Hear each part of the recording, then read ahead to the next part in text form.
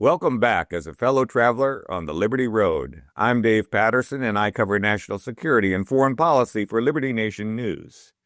Are the United States, Ukraine, and Russia closer than ever to a ceasefire and a lasting peace? Well, it seems that perhaps they are.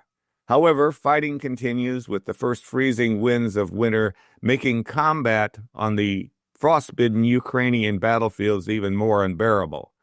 When you're huddled in a frozen trench with artillery rounds exploding all around you, it's hard to appreciate the finer points of negotiating a ceasefire. Meanwhile, nearly 6,000 miles away in Florida, U.S. and Ukrainian negotiators hammer out iterative drafts of President Trump's 19-point peace plan. U.S. Secretary of State Marco Rubio met with Ukrainian negotiators, including Defense Minister Rustem Umerov, for 4 grueling hours, emerging with cautious optimism.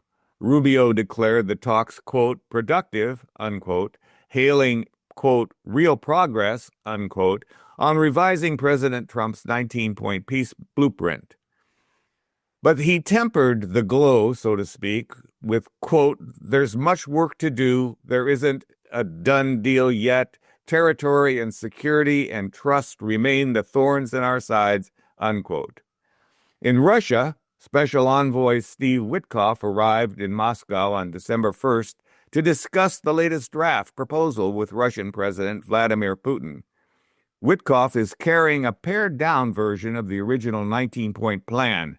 Provisions include, on the battlefield, withdrawals to current lines of fighting, demilitarized zones, and U.S.-led guarantees for Ukraine's security.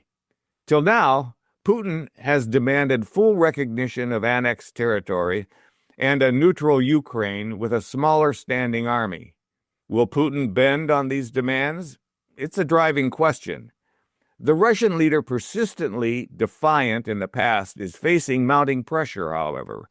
Europeans have agreed to phase out all Russian natural gas imports, which will curtail up to 10 to 15 billion euros in revenue annually.